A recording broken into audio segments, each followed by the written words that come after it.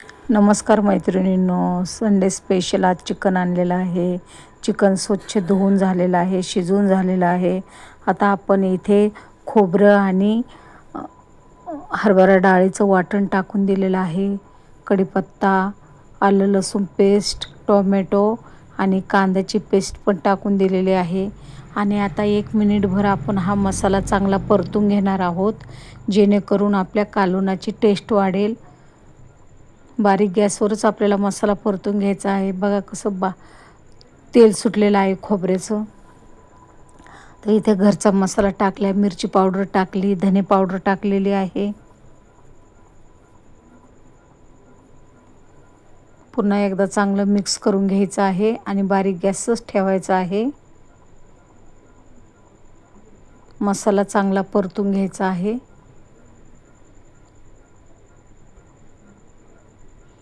आता बऱ्यापैकी आपला मसाला परतून झालेला आहे. अधूनमधून हलवत राहायचं आहे, जेणेकरून खाली मसाला लागणार नाही.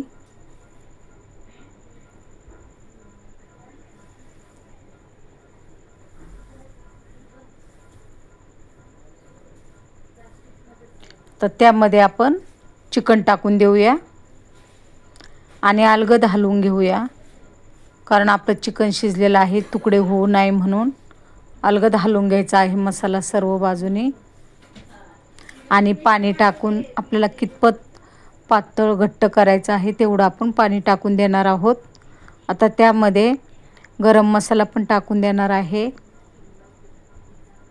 गरम मसाल्यामुळे जास्त टेस्ट लागते आणि तिखट पण कालवण होतं आपलं. आणि लकी मसाला चिकनचा तो पण टाकून देऊया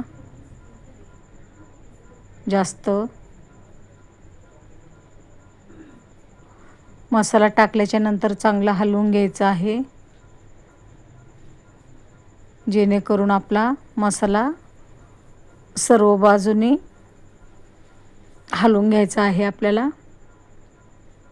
अशा प्रकारे आता चांगले आपल्याला दणदणून उकळी घ्यायची आहे आणि नंतर गॅस बंद करून घ्यायचा आहे. आता इथे झाकण ठेवलेलं आहे. अशा प्रकारे उकळी आल्याच्या नंतर आपण गॅस बंद करून घेऊया.